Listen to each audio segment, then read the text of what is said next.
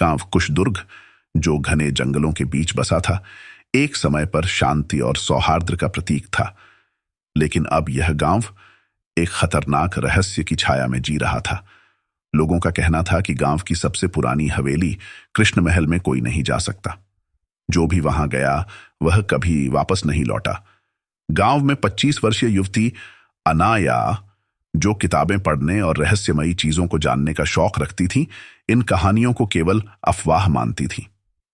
एक दिन जब वह गांव के पुराने पुस्तकालय में शोध कर रही थी, उसे एक धूल भरी काली चमड़े की किताब मिली।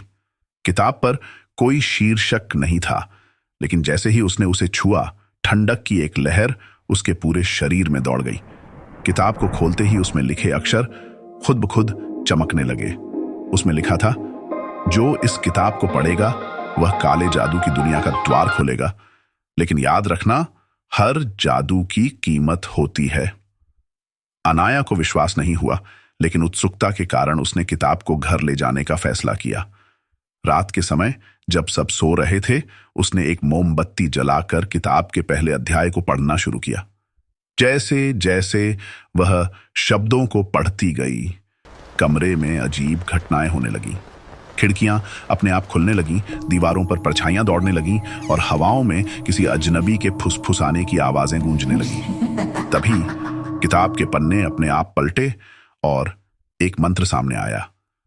मंत्र पढ़ते ही एक जोरदार धमाका हुआ और कमरे के बीचों बीच एक काले धुएं से बनी आकृति प्रकट हुई। वह आकृति किसी इंसान जैसी थी, लेकिन उसकी आंखें खून जैसी लाल थीं।